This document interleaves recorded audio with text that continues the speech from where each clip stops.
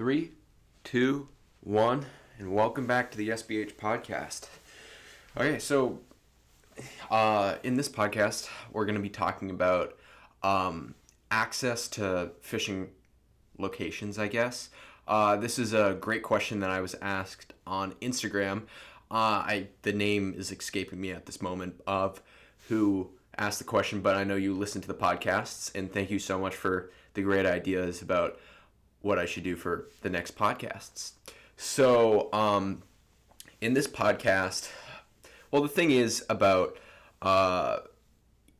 fishing in general is there's two ways you can really fish for striped bass, and that's from shore or on like a boat or a kayak or something. So, and for a lot of us, we're forced to fish from shore.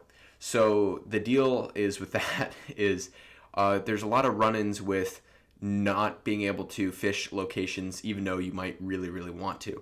And believe me, where I live is it's probably one of the more extreme versions of that. And the reason I'm saying that is in the area of Cape Ann, like the houses, like each house that's on the water is easily over $1 million.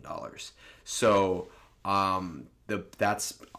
it's difficult when you have to go and try to fish these locations, especially off the rocks, and you're around a lot of really, really expensive houses with very, very pretentious, angry owners. And I have some absolutely fantastic stories about me getting the cops called on me and everything like that. So it's pretty, and I've been yelled at, I've yelled back at, I'm sure this is very similar to lots of other people who fished, but the thing is about Massachusetts, for example, we're fortunate enough to have a law that protects our right to be able to fish. It's under Mass General Law 91, and it states you can fish, foul, or navigate below the mean high tide mark. So pretty much what that means is you can fish below the highest high tide. So if on a king tide with a huge storm and whatever, and the water, as high as the water will physically go, that's where you're allowed to walk on. And for the rocks, it's pretty much, people, I guess, say that it's pretty much, if the rocks are black or have that dark algae growing on them, that's like to the mark. That's just the rule of thumb. Obviously, there are places that the water definitely gets past that, but are not darker colored rocks. So, whatever. But that's kind of the rule of thumb for around here. And keep that rule in mind, because if you are fishing below the mean high tide mark, nobody can kick you off. Even if they call the police can't kick you out. So that's the other thing. So keep that in mind. That is a very important tool to have, because it's Mass General Law 91 states that you can fish or foul below the mean high tide mark. And that's what I always say. And that's why I tell everybody when they try to kick me out of these locations. But the best places, and when you're looking to like fish, what I first do, and what I do every single winter, is I start by my immediate area. I'm talking about traveling at most 25 minutes away from my house. So if I can drive within 25 minutes from where I live, and I can get, which I live on Cape Ann, so pretty much in any direction on Cape Ann, if you drive for 20-25 minutes, you're going to be at the water. So I'm fortunate enough to live so close. So I try to have all of my fishing spots within 25-minute drive of my house. And I've been driving around, walking around and looking at different spots all winter, and have been super excited, trying to park in places where hopefully I don't get my car towed. There's one time I was fishing for some holdovers a few weeks ago, or I think it's a week ago. I can't tell with this whole virus and staying at home and stuff. I have no idea what the days are, how many weeks have gone by. So hopefully these podcasts can give you a little break from that. But anyway, so I was looking for holdover bass in this spot that looked really good, because what I was looking for is the river that comes in from the open ocean into this Back Bay estuary area, and then there's little finger estuary rivers that move up these probably maybe 2 to 3 miles from the open ocean. And believe it or not, the holdover bass, are going to be those 2 or 3 miles up the estuaries. And unfortunately, I didn't catch anything. And the thing about holdover fishing is it takes a lot of effort to find a small school of fish, and you have to go. I mean, with my experience, you have to literally fish countless skunk trips before you find one little school of bass. So I've only done it once this year. So it was just because, again, I was bored and wanted to get out of the house. But I also was looking at a spot that would be potentially extremely good for the spring. I've actually found 2 spots this spring that are really good. But I was driving in this one area, and I went down this road, and it was like private road. And I was like, whatever, let's see what we can do here. And so I drove down the road, and I parked, and I was fishing for a while. And then I saw some, well, I've been seeing a lot of there's a lot of little they're little minnows, like mudfish. I call them mudfish just because they're like little minnows that are in the mud. And so there's a lot of little minnows that were swimming around in the estuaries, and I was like, okay, this is good sign. I mean, obviously, like, the bass needs some sort of a food source in the winter. So I felt like I was in the right area. Unfortunately, I got skunked, but I was going to take a video to post on Instagram. And my phone, I have an iPhone 7, and my iPhone, as many of you guys probably know, the older iPhones, and when it gets a little bit cooler out, went from, I think it was like 85% battery power to 4 in like seconds. And so I was fishing for a while, and it was just in my outer pocket of my waders, and I pull it out, and I thought I had a good amount of battery life, and I was like, oh shoot, I'm like about to die. And of course I'm like probably walked, I don't know, maybe a mile away from the car, which I was parked in a spot that on a private road. I was like, so now if my car gets towed, and because I was fishing at that point for maybe an hour, so I was like, if my car gets towed, I am not only multiple miles away from my house or anyone that I know, I also have no battery power on my phone. So I was like, oh no. So I was like, so at this point, I'm just going to fish until I feel good, and then I'm going to just go back. But I kept in the back of my mind, I was like, oh shoot, hopefully my car's there when I get back. And luckily it was, but that's just something to keep in mind when you're parking in these spots that, it's very likely that your car could get ticketed or towed or whatever, especially on a private road, and especially in these very expensive neighborhoods, because people don't want you fishing there for some reason, or don't want just random cars around. I think that it helps that we're not really in the tourism season right now, so people are not super, they're not really focused, or they don't think they think if you're parked there, then you obviously live around here, because there's not going to be tourists driving around parking random places so they can go to the beach or sightsee or whatever. So I luckily was able to get back to my car and drive away. So I was so scared that I was gonna have I don't know what I would have done at that point if I had no battery power on my phone and my car got towed. That would have been a bad situation to be in. So don't be like me. Make sure that your phone is gonna survive, and put it in a warm pocket. That's actually what I did, is I put it in a under pocket in my coat, and it warmed up, and the phone jumped to 35% battery power. So these phones, I don't understand why this is happening to me, but whatever. So as far as finding spots that work well, I've talked a lot about finding locations, but I've not talked a lot about finding parking places and stuff. I mean, it helps when you're looking for a spot. I think I have 3 spots that have I shouldn't say that, never mind. But if you're looking for an area, you want to be looking for parking spots, whether that be I don't know, a restaurant parking area, a baseball field, what else, something like that you can park there, and then you can walk to an area. And so that's why when you're fishing, like look for areas that you can like park somewhere that is fairly public and then be able to get to where you're fishing fairly easily. Now, one way around that is to have a bike in your car.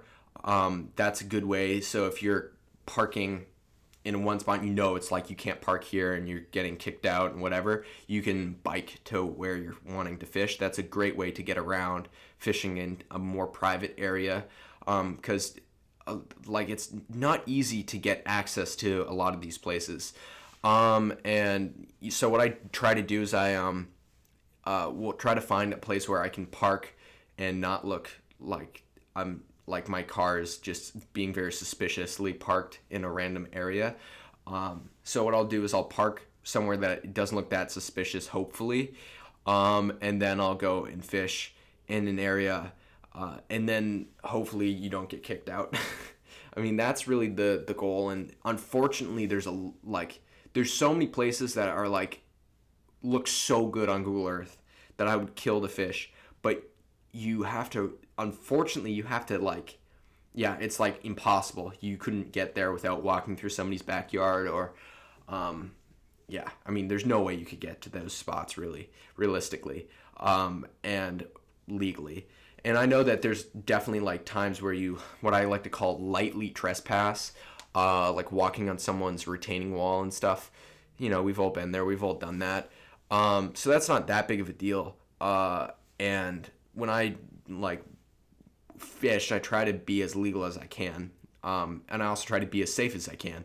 Now, when the thing is, when you're fishing during the day, don't fish in front of a mansion's, like right in front of a mansion, because 9 out of 10 times, if the guy's even there, they're going to come out and yell at you. I mean, I've had, here we go. Let's get into a great story. So I have this vendetta in one of my spots, with this guy. And, the thing is, this is the deal. So this spot is private. It's on a private road, and it's one of those things that you have to park in one spot, and you have to park far away, and you have to bike from far away all the way over. And there's I guess it's like a lot of the places around here where there's like a retaining wall, and then it's like a little sandy beach, and then you can walk out along, because it's going to be like a bay or a cut or whatever, and or cove, I guess. So it's like a cove, and so what you want to do is you want to go and bike to the spot. This is how I've gotten around really like getting in trouble. So what I try to do is I bike to the place, I hook my bike up to the fence, and I hop the fence, and I'm now on the beach. And the thing is, at this point, I have a fishing rod. I'm actively fishing. I'm below the mean high tide mark, so he can't do anything to me. And then I walk across the rocks. Now he has his mansion, and he has this huge retaining wall that goes all the way around. And then there's like a bunch of rocks, and then like a cliff, and then more rocks, where I fish off of. And so what happened was,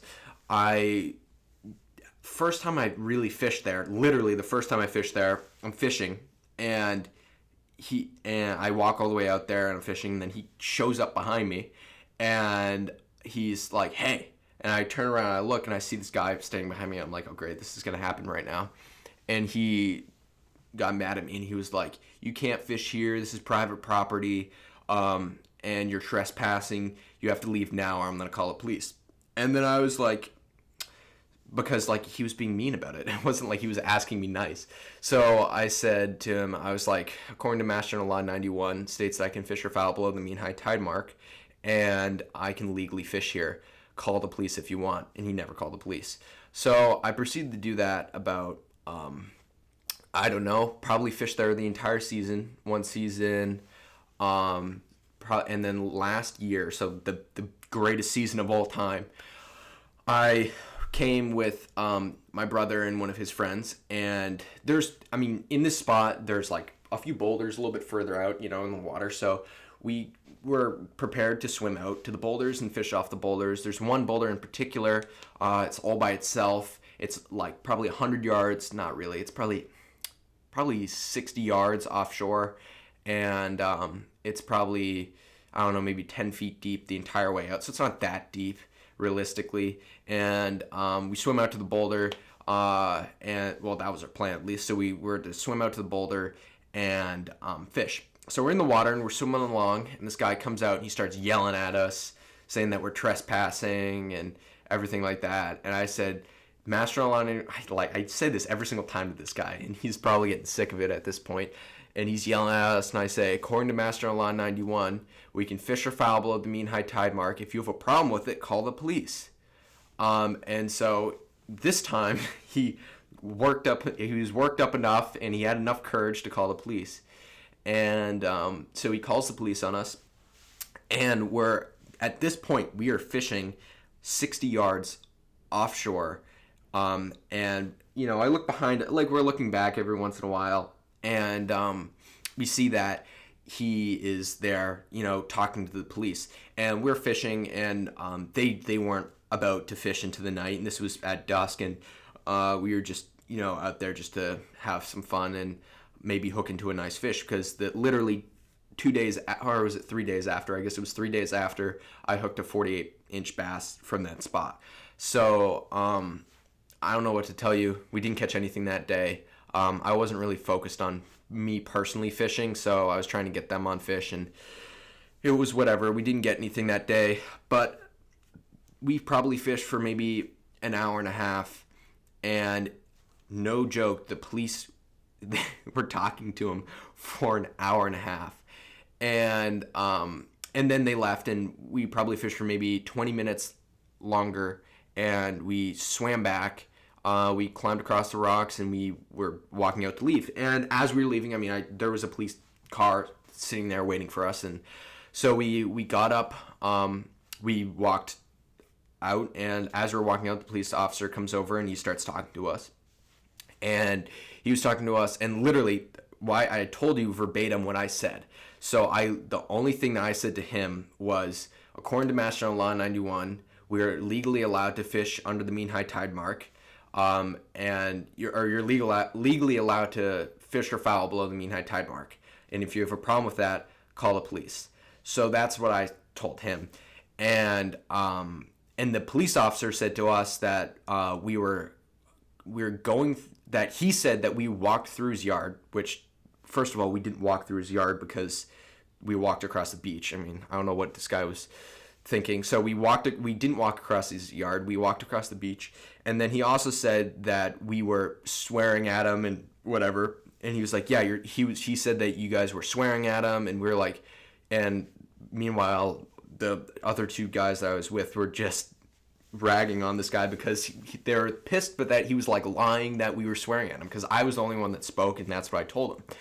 And maybe we said stuff when we were 65 yards out in the water to each other, but not to him. So when we were, and he was by that point in his house too, so we never swore at him. Like, that was just, we never did. And the cop was like, look, this guy clearly is, like, we can't do anything because you guys are legally allowed to fish below the mean high tide mark. But he said, just don't interact with him anymore. And I was like, okay, fine, whatever. I'm still fishing there regardless, because if I'm catching giant fish from that spot, it's not like something that I'm gonna just get bullied out of fishing. So that was one story where, the cops got involved. They said, he's like, I talked to the guy for an hour and a half, and he was about this, and he said, look, I wasn't about to get in a yelling match with you guys from 65 yards away. Like, that was not gonna, like, he was not about to yell at him. That's what he told the guy, or yell at us, and that's what he told the guy. And he said, I'll wait and I'll talk to them when we got back.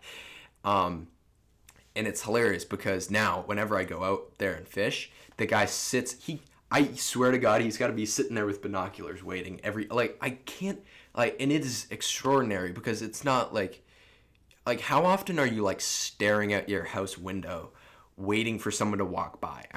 It's so, It's the most ridiculous thing because you can't like walk by there at all without him coming out and yelling at you. It is extraordinary. And the hilarious part is he's only there for like, I don't know, a handful of months, in the summer, probably from maybe July to maybe August, but like, and that's it, like July and August, and then he's not there for like whenever I'm fishing there, because I'll fish all of May and I'll fish, all of August, and he's not there, and August and like, yeah, whatever, and he's just not there, and so I don't understand his deal, but that's not the only guy that I've had yell at me, and so at this point, my thing is like, number one, like if the guy's like yelling at you, then tell him the master-in-law 91 thing. But if he's like saying you guys shouldn't be fishing here because you're on private property or whatever, and he's being nice about it, just ignore him. And so that's what I do is I tend to just ignore the people, and what they'll do is they'll go and they'll be talking behind us, and I won't even look. I'll just like keep fishing, and I know they're behind me. And if they get all bent out of shape, then they call the police. If you are below the mean high tide mark, the police officer cannot legally do anything to you. He can't ask you to leave or anything because you are fishing below the mean high tide mark. And this is something that like I feel like a lot of people have to deal with.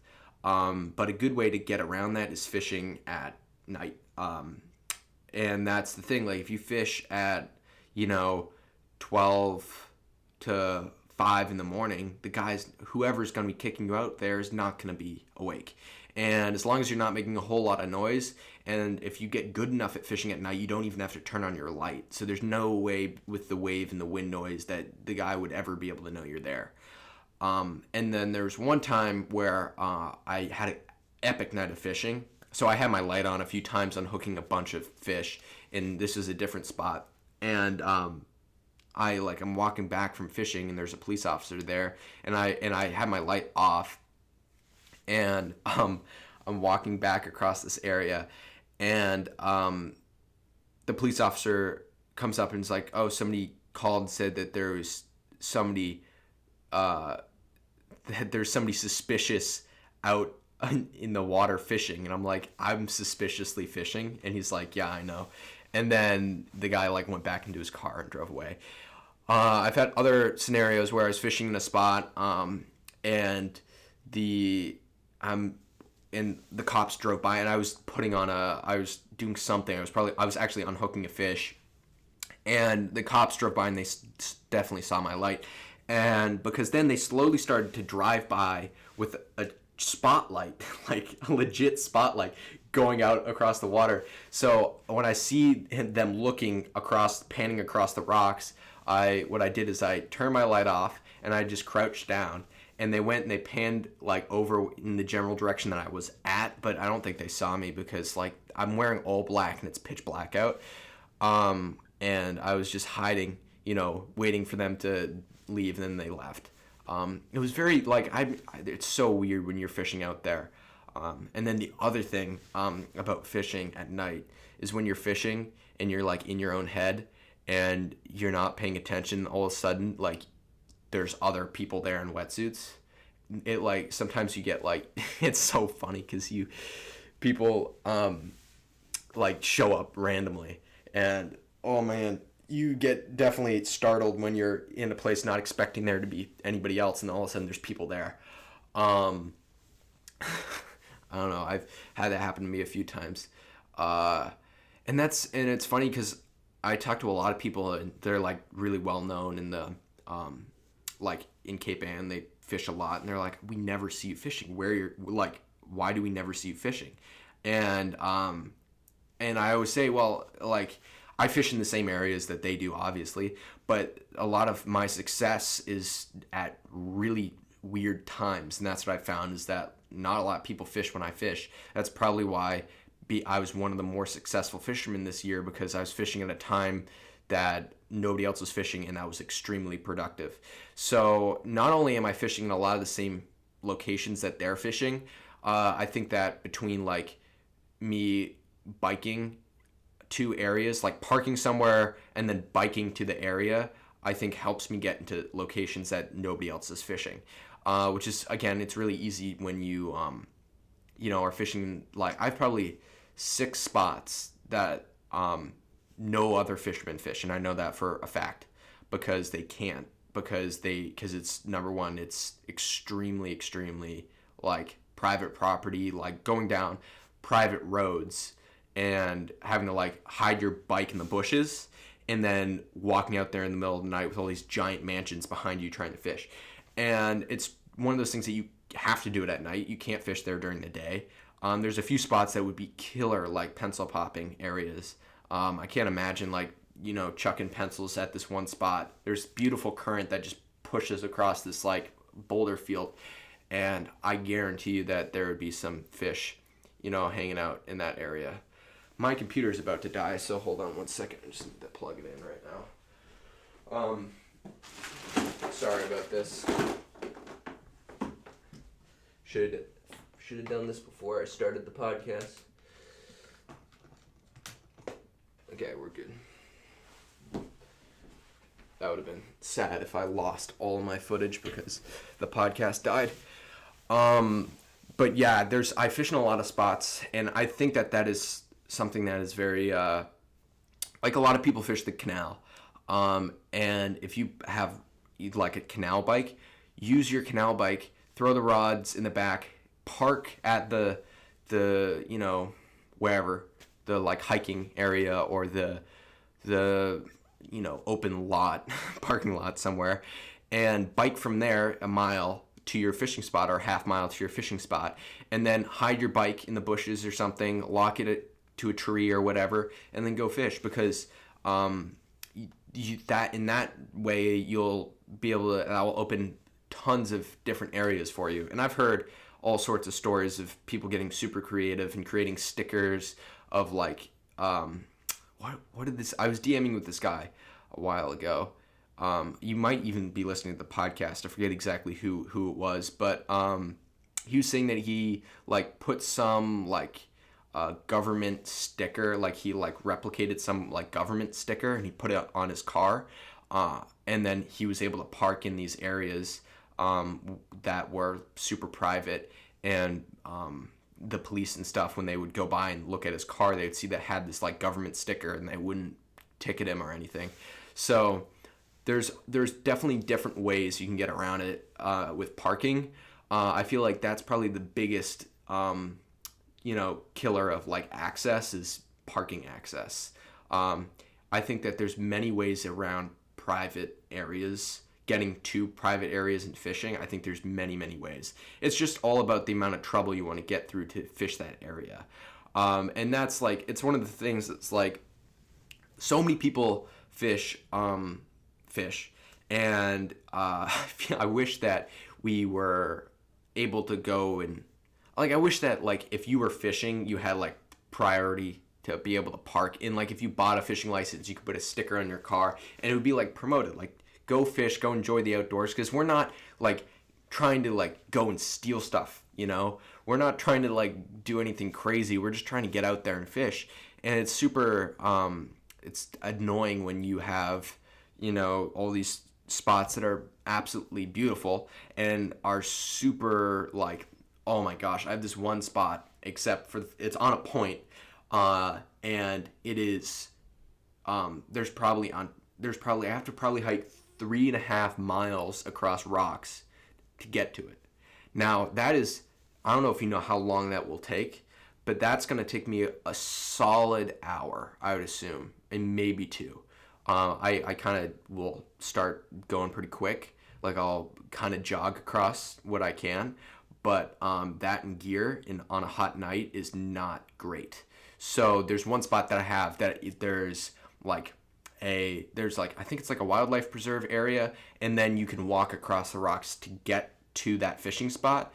And the reason I want to fish there is there's a group of boulders that are like smaller, and they stick out really far into the water, and it just rises up, and it's gonna create this rip. And oh my god, it, like, if you could picture like the perfect like rip with like boulders, like that would be it. Like, oh man, it's if I ever get to the chance to fish that, I'm gonna do it, and I'm gonna mark out like the perfect, if like I get the perfect wind on a moon phase, on like a new or a full moon, I'm sending it out there one night. It will take a year to get out there, and I hope it will be worth it, because otherwise it will be very frustrating to be hiking hours upon hours across rocks for nothing. But I do think that it being at the point, so there's got to be current coming from either side. I mean, I just got to figure out what tide I want to fish. If I want to fish a incoming or an outgoing, and exactly how.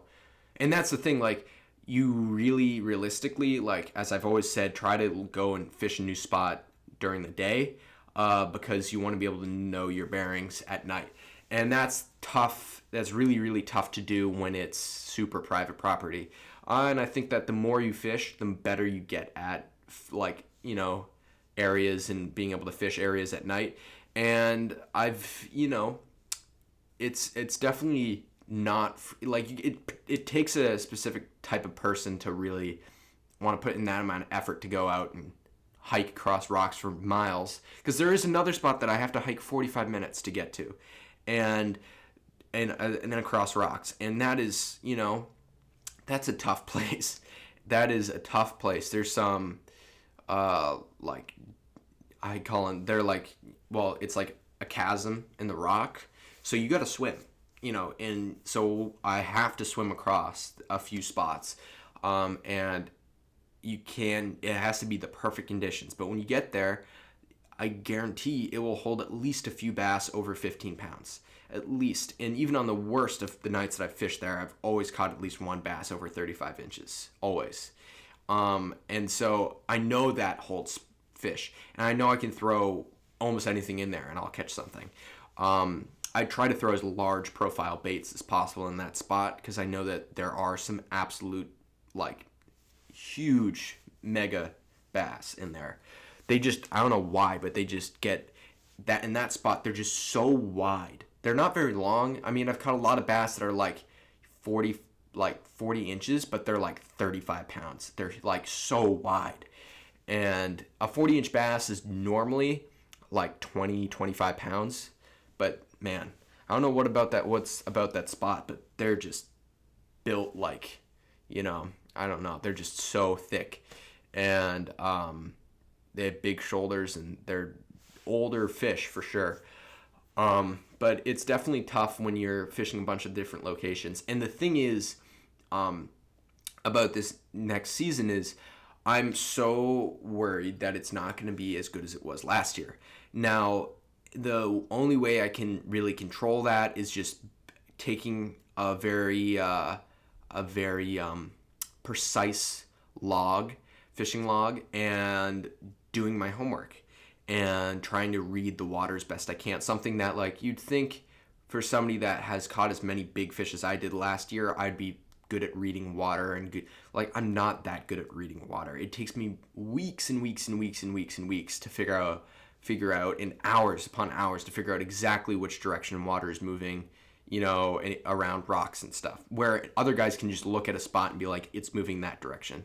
It's kind of counterintuitive, a lot of the time in these spots, when you think the water's moving one way and it's not. It's not that easy. It definitely gets easier the more you do it, and I've gotten a lot better at doing it. But one of my best spots, it took me months to figure out where, like, exactly why the fish were staging. And I asked a whole bunch of people, and, hypothetically, and, I'd bring people there and I'd ask them the question, why do you think there's bass here? And I would see what they would say. And that was what I would think, when I was fishing a spot. It's always good to hear what others think, because sometimes they have a viewpoint that is different from yours, and sometimes that will spark craziness. And and then I've also done the stuff on Instagram where I'll post a picture, and I'll be like, I'm standing on a rip, it is 6 feet deep there, and the tide is moving right to left. What would you throw? Like, I've done stuff like that. Where would you stand? I don't know. Like, I've done a few things like that to see if people what people think. And it's pretty interesting because a lot of the time it's very similar to what I'm thinking. And that's really cool because I'm like, yeah, these guys know what they're doing. And, if they came into that spot, probably wouldn't have, you probably would think that you would be able to catch a fish there. But what's super funny? That the tides that I fish are really, really wacky. And the reason I say that is like I'll fish like a slack high or a slack low. But and like if I'm going after a big fish, I'm wanting that slack low tide or that slack high tide. That's like that's the best time to fish in my opinion. Because it's one thing catching like a 15-pound bass versus like a 40-pound bass. It's way better. You can catch numbers, and I mean numbers of like 35-inch bass in a bunch of my locations in like on tides that are moving like that the current is fast. But when it's slack tide, you get one shot, and and the thing that I think distinguishes me from other anglers, I'm not like, I know like there's an area, but I'm focused on, I know that there's one specific spot, and when you get really good, and I'm not saying that I'm really good, I'm saying that I'm pretty good at fishing my locations, and I'm pretty good at fishing off the rocks. But when you get really good at fishing from the rocks, and you catch enough big fish in a spot, say my microphone, if you're watching my microphone right now, say my microphone is a rock, and the current is moving straight at the microphone right now, if I'm a bass, I'm going to be facing, like, if I'm a bass, I'm facing this way, and I'm sitting right behind your microphone or rock or whatever. And what's going to happen is the bait is going to get crashed onto this microphone and is going to get disturbed, and it's going to get pushed around the side. So I know if I land my eel here and I bring it right up past this microphone on the side, there's going to be a bass sitting right beside this microphone, and it's going to come out and hit it. That's why I catch almost 90% of my biggest fish within the first 5 casts. I have one story. One of my bigger fish this season was probably my second largest fish of this season. I have an eel. I hook it through the behind the eye. I pitch it into the water. Just like lightly cast it into the water. I reel up. I take one cast. It hits the water. I put it on my line roller. I literally take one crank. I feel the tap. Hook set into the second biggest fish of the season. And literally didn't spend more than 3 minutes out on the water before I hooked into that fish. And that's because I knew it was the perfect tide. I showed up at the exact right time.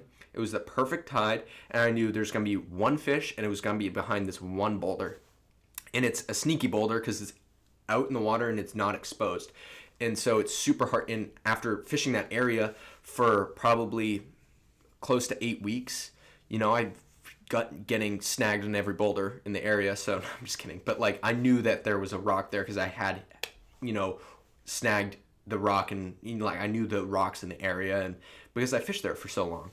And I knew that was a spot that the bass love to use to break the current. And I knew it was a bigger rock, and I knew exactly where to place the thing at low tide, at slack low tide, where I knew there was going to be a big fish there. And I cast it out, and the thing hit right where I wanted it to.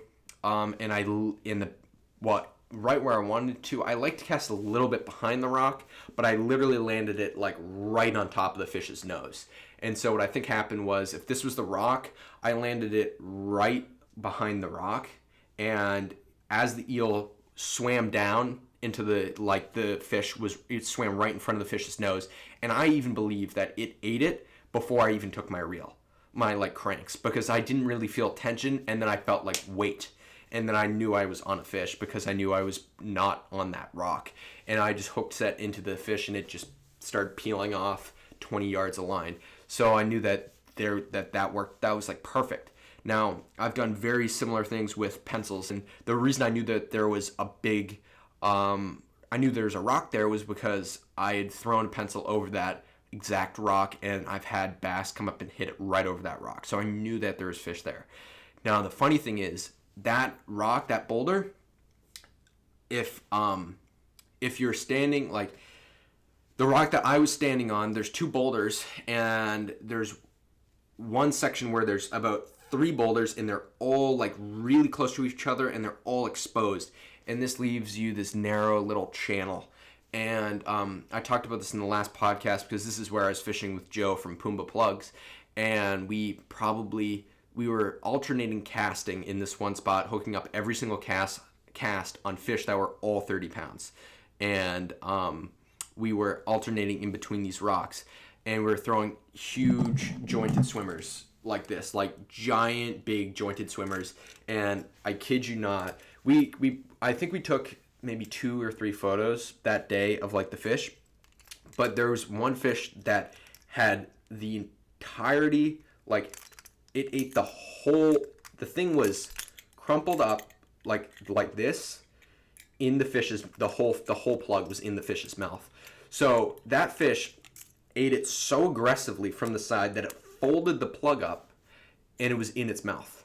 And that just shows you how, number one, how realistic this looks in the water, that the fish is so aggressive that it's going to hit it with such ferocity that it's going to fold the plug in half before it gets hooked. I don't even know if it was really that hooked. It was more just jammed in its mouth.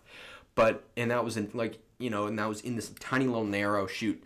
And so if you think about it, you got boulders right here with all this turbulent water coming over the top and pushing bait fish and whatever over the top, and the bass are all layered right in the rocks. I'm talking, there's probably 30 fish in there, all like 30, 40 pounds, and they're all just nestled in between these rocks, and they're waiting for these bait fish to come over the top, and there you go, and hit it, and then swim back down under the rock. And it was super competitive because they're hitting the plug super, super hard. So that leads me to believe that there was competition there.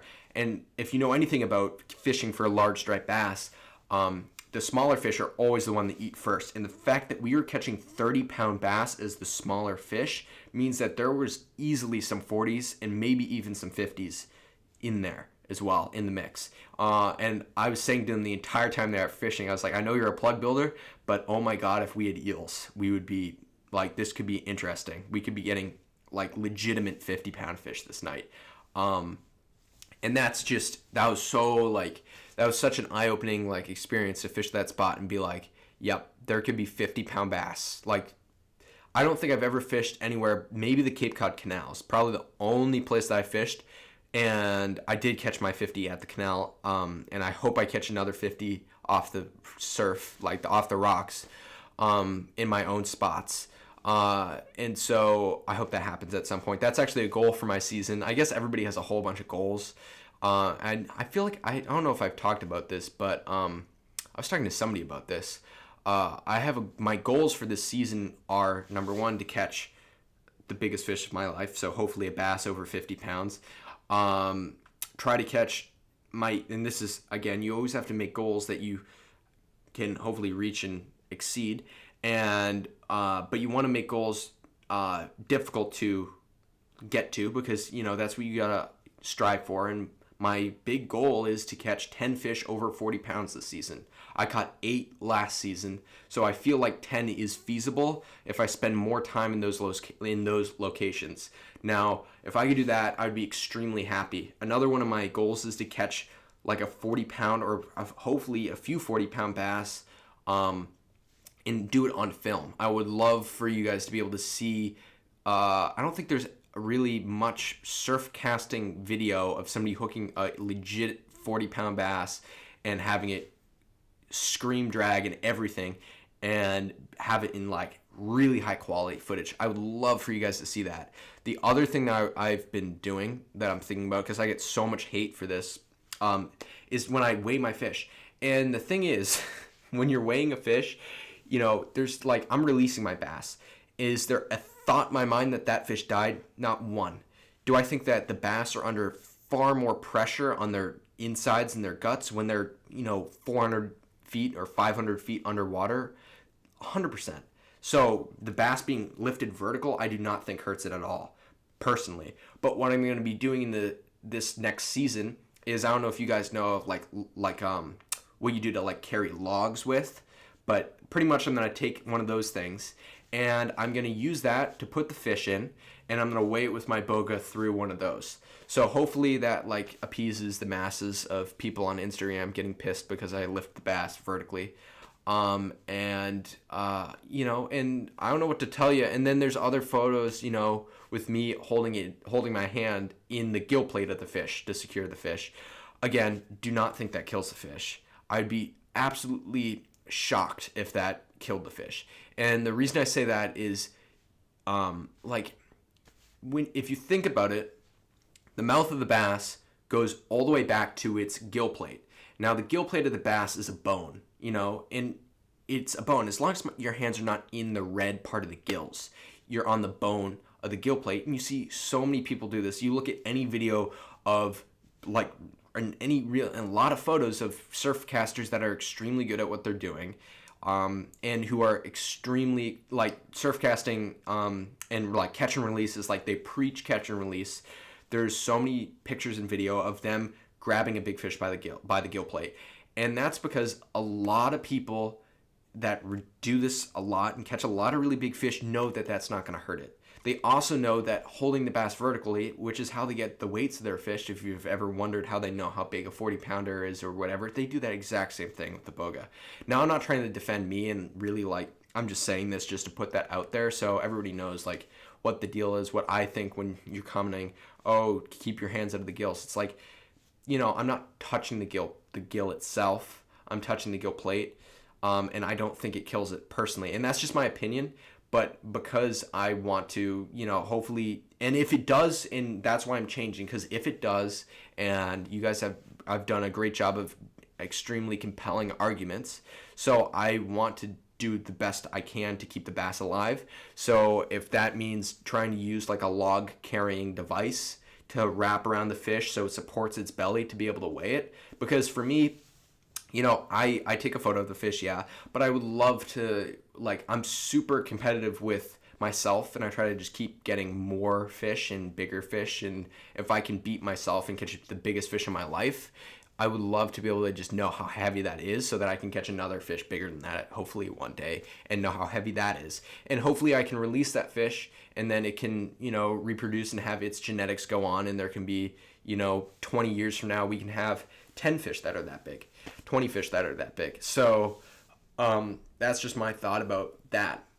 I kind of lost my train of thought. It was just what I was talking about before I went on this tangent. But yeah, I don't know what I'm trying to think about what I was thinking about before this. Man, oh well. But I guess I was talking about fish feeding aggressively in the rocks. And I think that's something that is I have some spots in the rocks that I'm extremely excited to fish. I also have some spots that are in the estuaries, and I'm starting to go and look at the estuaries. And again, I've said multiple times, I have a broad knowledge of fishing in general. I know how a rip works. I know how to really set up on a rip in the rocks and fish that. I know really how I kind of know how I know how to fish a rip on a beach. I know how to fish a rip in a jetty, or in an estuary. But I want to be as confident in all of those locations. Are some of those locations like beaches and estuaries not as productive for larger fish? 100%. I know for a fact that if you really want to target a trophy bass, that you have a much, much higher percent of chance with lures and eels and plugs if you are in a spot with rocks. Because what happens is those bass are way, way more predictable about staging. When they stage up in rocks, they're so predictable. Yeah, you can have a rip, and that can be also predictable. But the thing about rips is they do hold big fish, yes. And at certain times of the year, they do hold big fish. But I feel that in the rocks, the bass are holding bigger fish for a longer time in the year. So there are a lot of spots that get cold, and you'll fish a spot and have a lot of luck in the spring, and then it gets colder as the year goes on, and colder as in the bass are not as big in that spot, or there's fewer of them. And so when I think about that, as far as there being the bass staging in a spot. There's probably a lot to do with that. That water temperature also, it will increase, and the wind could be different, which could push the bait in certain areas and whatnot. So and the water temperature could also it could be you're fishing in that spot in the spring and you're catching bass because there's alewife in that area, and now the alewife aren't there because it's mid-July. And now it's pogie or bunker or whatever, and you want and you know that the bunker are not in that area. So what you want to do is you want to go and you want to there's not going to be fish there. There's not going to be big bass there because they're not feeding on that bait. Now, there's other spots where you don't catch a single fish in the spring on that spot, but then later in the year there's going to be bunker and mackerel and whatever in that area. That's where you want to start fishing in there. So that's why, again, keeping a log really, really helps. It does help immediately. Like, you keep a log, within a few weeks you now have a pattern. It's just data points. What comes down to why people that have been fishing for 35 years tend to have the upper hand on people like me that have only been really fishing for maybe 4, is the fact that they have much greater data. Their data is much better, because what they can do is they'll have way more variables already figured out in spots. So they can have, if the water's dirty in one spot and the wind's blowing in this certain direction and everything, I guess you should say, if the wind's blowing in this certain direction this time of year, they know what bait fish are going to be there, how dirty the water's going to be, and what plugs they should be throwing that day. Now, I might know that if the wind's blowing in that area, the water's going to be dirty, but I might have no idea what bait fish are going to be in that area because I haven't fished there long enough, and so I don't really know what the bass are feeding on in that time of year. So that's why somebody that's been fishing for 35 years can definitely, have a greater knowledge and data point and database, I guess. And that's why eventually I'll hopefully have that greater database to then be able to, be more consistent. But the thing is, I'm at a stage in my life where now I have the ability to drive everywhere and catch fish.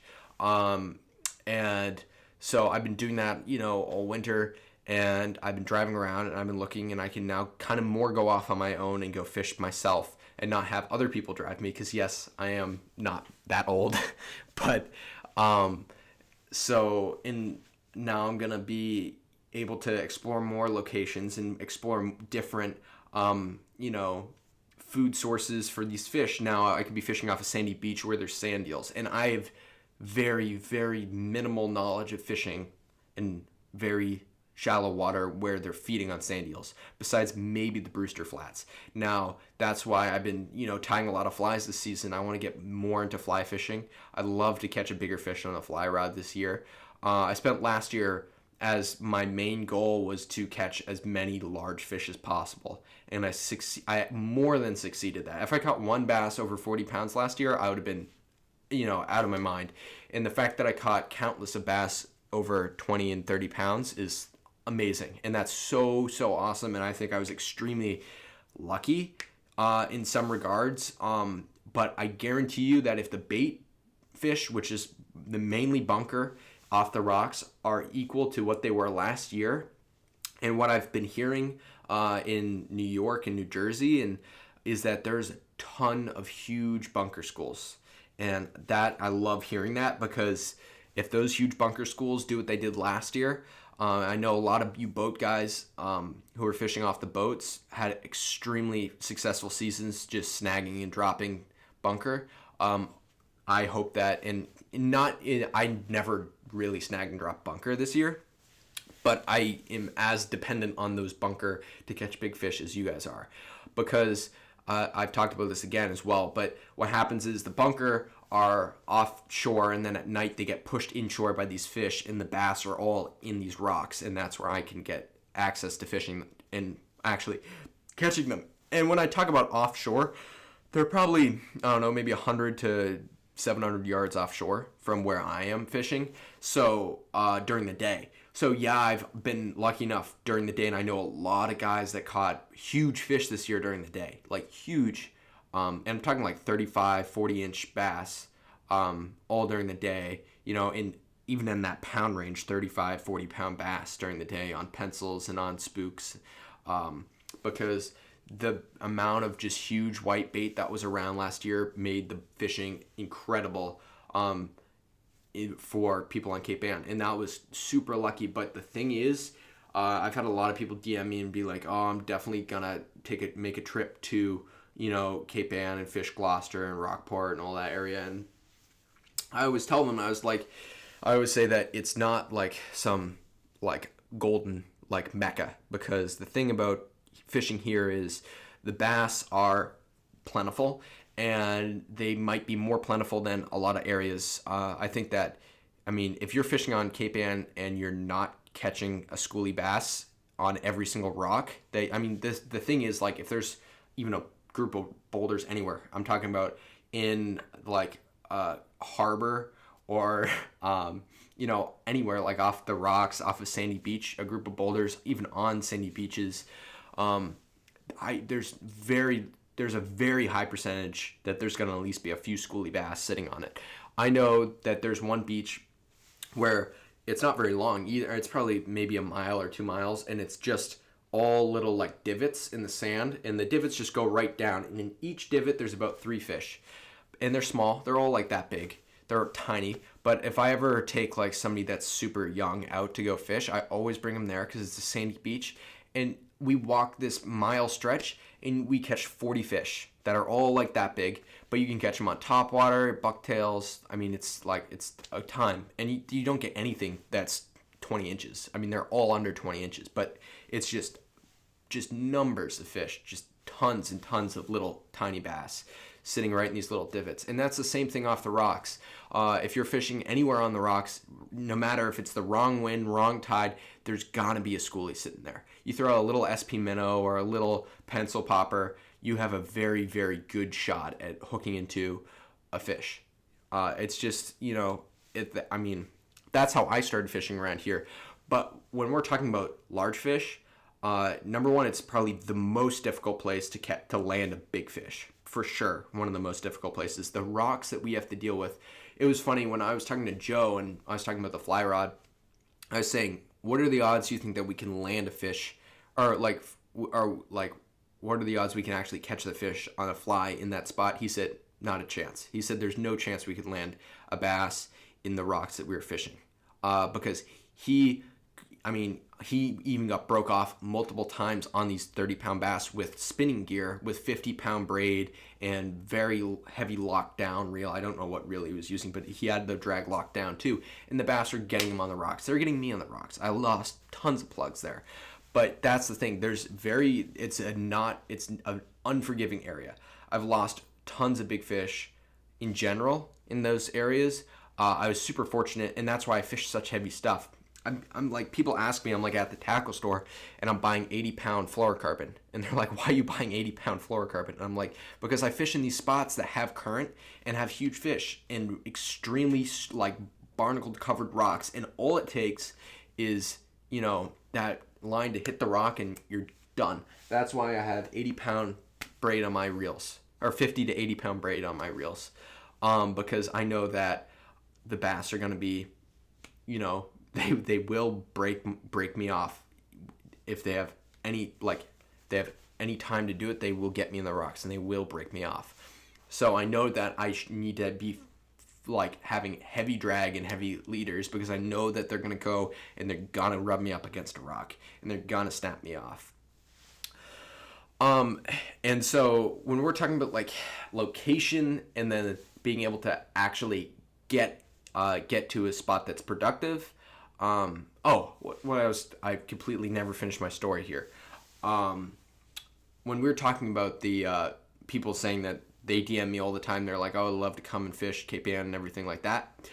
The problem with fishing Cape Ann is, it's very unforgiving on your gear, and two, there are a handful of spots that actually hold large fish, a handful, and among those spots, I've seen guys fishing with live eels in those exact spots that I fished before and not catch a single fish all night. And as soon as they leave, I go and I know that there's a bass in this spot. That's why a lot of the spots that I fish, I've spent hours upon hours upon hours upon hours fishing and not catching not catching a big fish at all, catching one fish in like 5 hours of fishing, and it's like under a keeper. It's tiny, and that's why like it's all about time. Like it's not like an instant thing. Like to be extremely good, it really takes obsession. To be extremely, extremely good at fishing, you have to be obsessed with the hunt for that huge fish.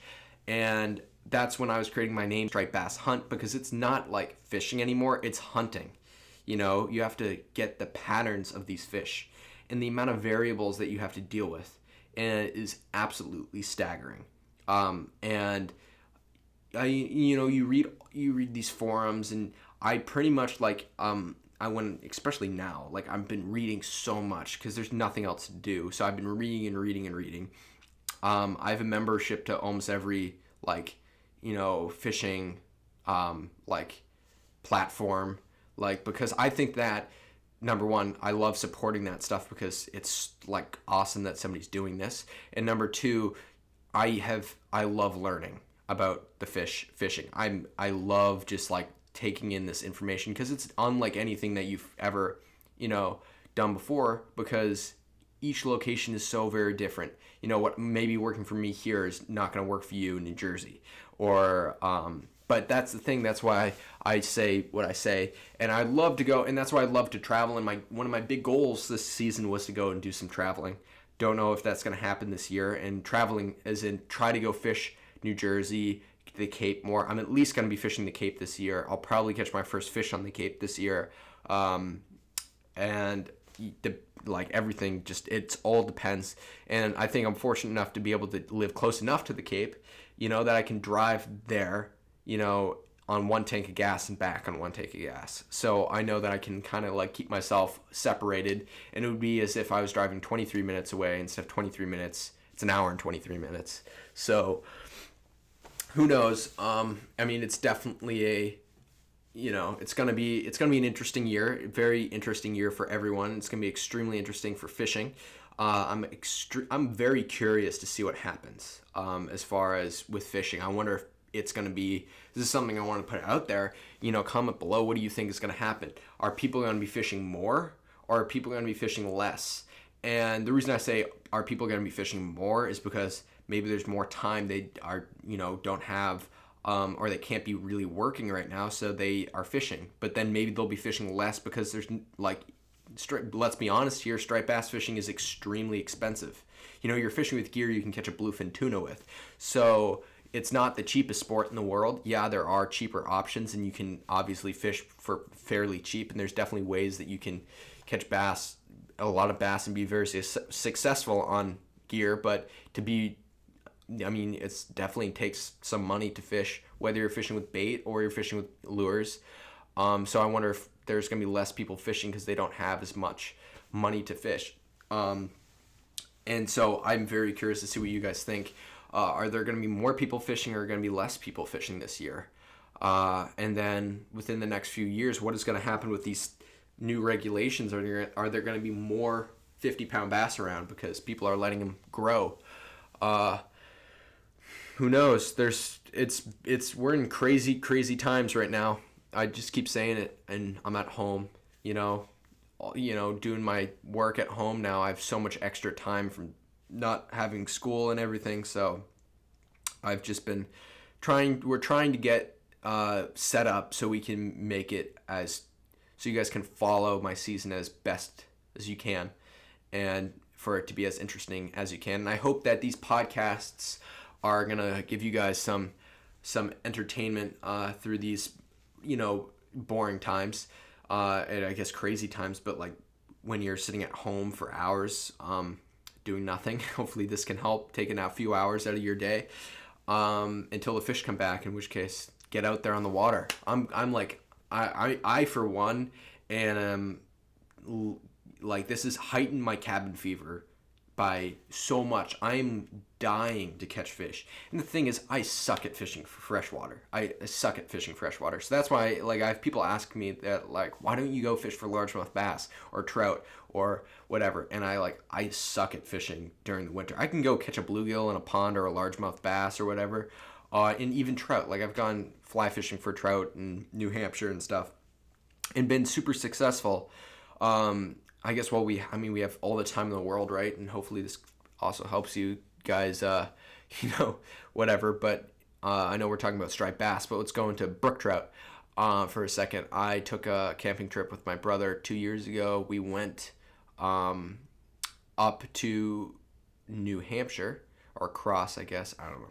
We went across to New Hampshire, and when we were fishing, we hiked up this. We got there. We drove for a while. We got there, and the river that we were going to be hiking up. So pretty much what was going to happen is there's a river. We were going to hike across that. It was more of like it was going uphill because it was like going up towards the mountain.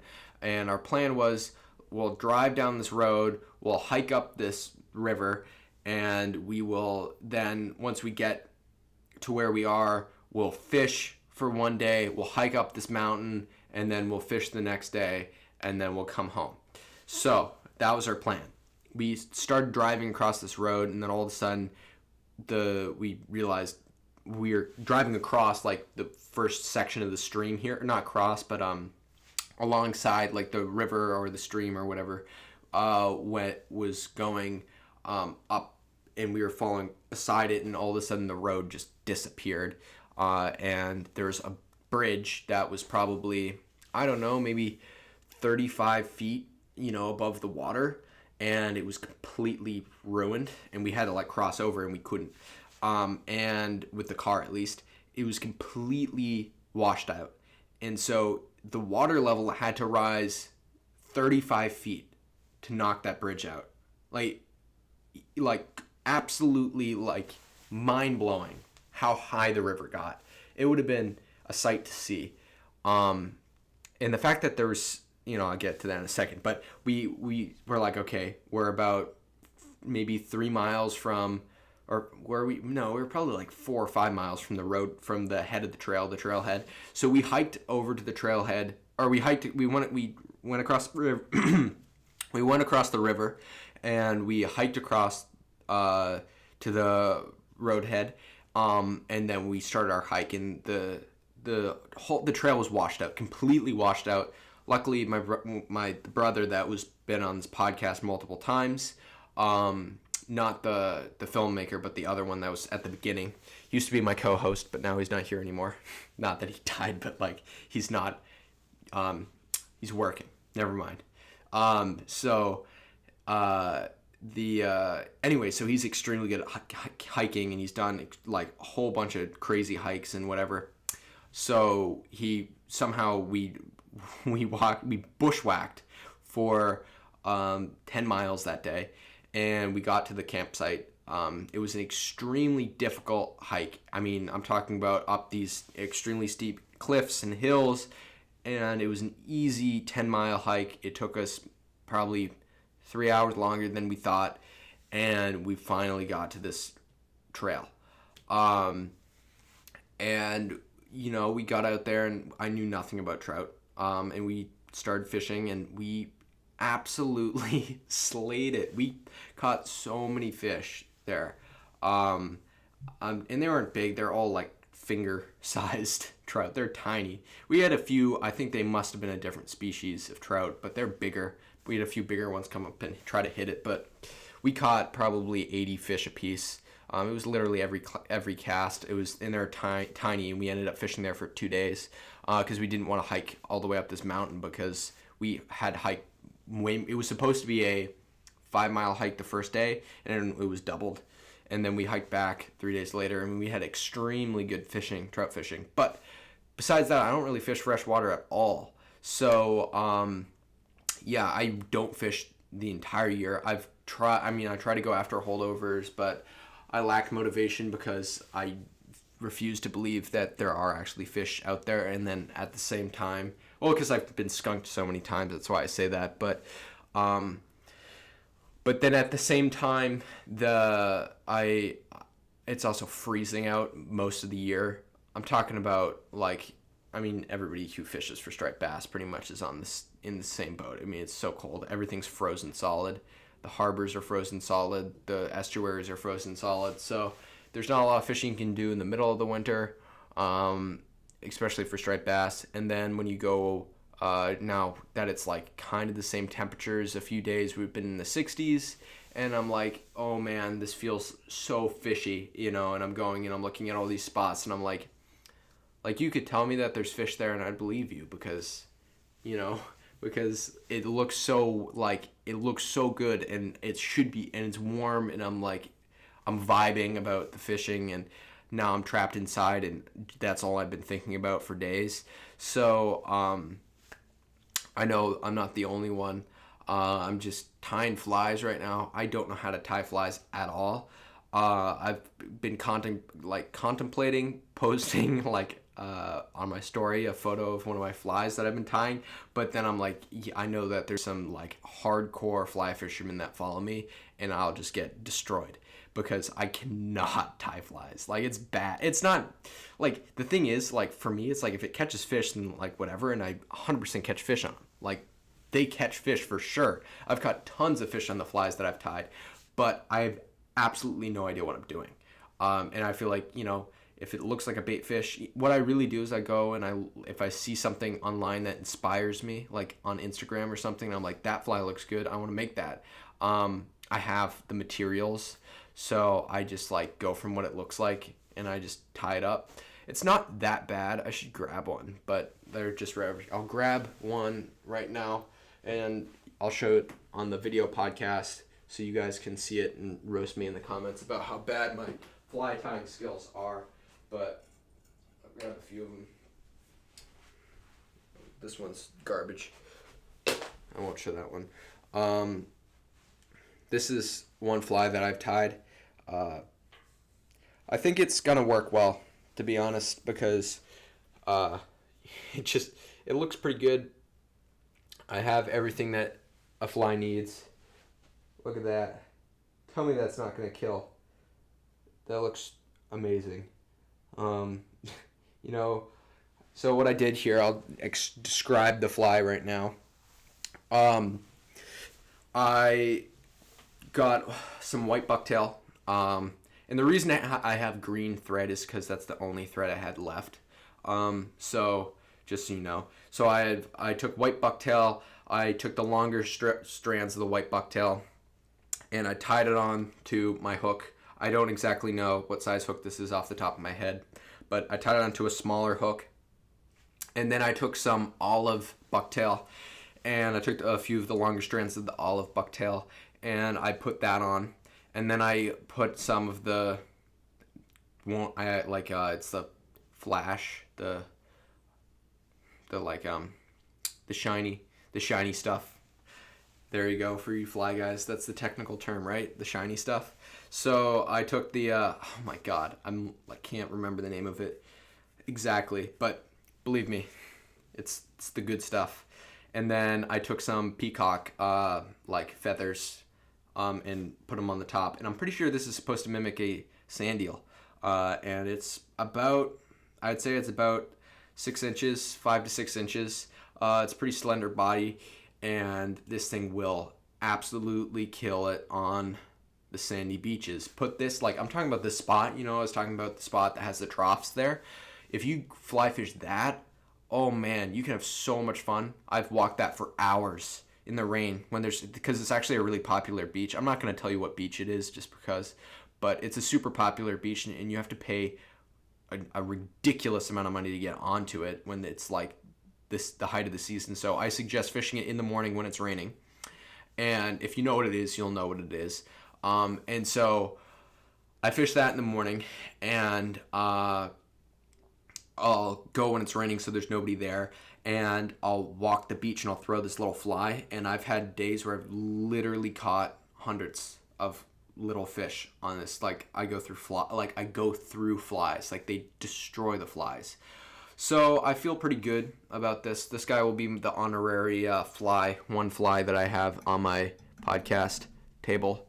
So I feel pretty good about my fly that I tied, and the reason I feel pretty good about it is because I didn't have to pay $10 for it, so that's pretty good. I had to pay way too much money for a deer's tail. um, and some feathers and stuff. It's whatever. I guess it's cheaper. I guess you can make so many more flies just from you can make so many flies out of the materials that you buy that it's way worth buying materials, and it's not that hard. If somebody like me, if I can tie a fly and I can catch a fish on the fly that I tie, anyone can do it for sure. And there are people that are way better at fly fishing than I am, and who will could destroy me.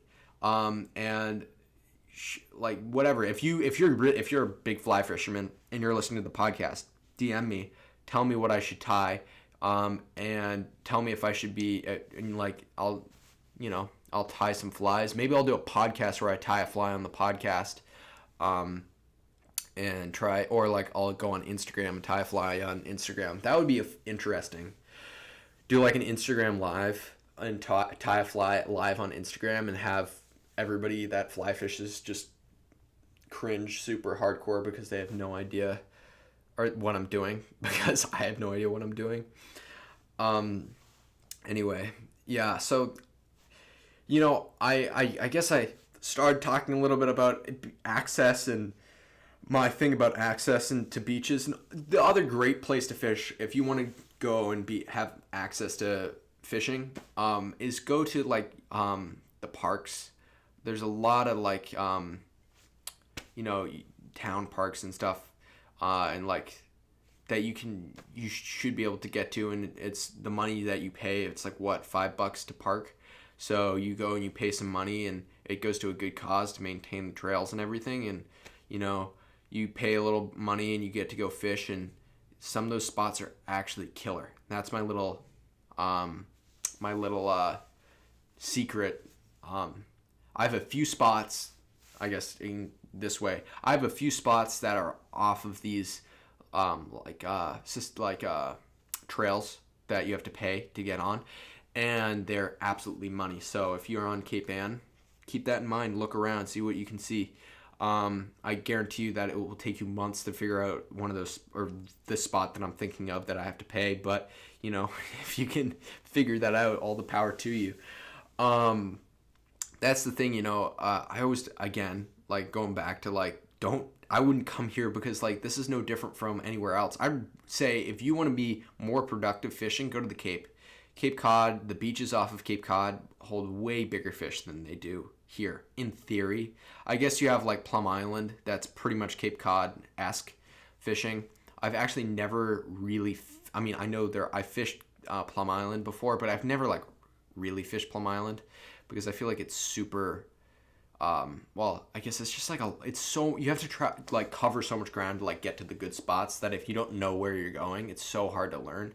It's another place I want to learn more about. I do have some Back Bay areas in that area. There's so many estuaries throughout that area, and they're great. So I'm just, trying to learn the whole thing about estuaries and when the turns in the estuaries and the current direction and where the bass are sitting in the current. It's gonna be such a fun year as far as fishing goes. I'm so excited, and I'm sure you guys are too. So thank you guys for listening to this, hopefully a little bit longer podcast. I don't know exactly how long it is, but I hope it's a little bit longer, and I hope you guys enjoyed. Please, subscribe, and one last thing. Pick up a t-shirt, a Striped Bass Hunt t-shirt, and support the show. We're going to be coming out with a little trailer soon, which is awesome. And as far as what I've heard, I want to let this be known. As far as the bass are and where they are, I know that there are bass being caught from around all the way up to, I'd say, Connecticut. I'd say that's where people are catching migratory fish. So if I had to guess, it's April 1st today, by the way. So if I had to guess, I would say that people will start to see their first migratory fish on Cape Cod about April 15th. And then from around that time, us in Cape Ann are always about 2 weeks behind people on the Cape. So we will start seeing bass probably within the last week to week and a half of April, which is awesome that it's that early. Like, that would be so cool if I could catch my first bass on. I've never caught a bass. That's a lie. I've caught one. I think April 27th was the earliest I've ever caught a bass in Cape Ann. So I think it's possible. I think we could do it. I mean, it could have been a holdover too, but I think that it is possible to get some bass in April on Cape Ann, which is cool. And I hope that the bass are going to be, you pretty much have 2 more weeks, I'd say. I'd say it's about 2, maybe 3 weeks before the Cape is going to be seeing some holdovers, and then we'll have another 2 weeks and we'll be seeing some, or a week and a half to 2 weeks, and we'll be seeing some bass. Yeah, they're coming. They're coming faster than people think they are. So, and it was snowing this morning on April 1st, which is crazy. So hopefully we're done with snow. I need warmth. I need these bass, the flats, to get warmed up.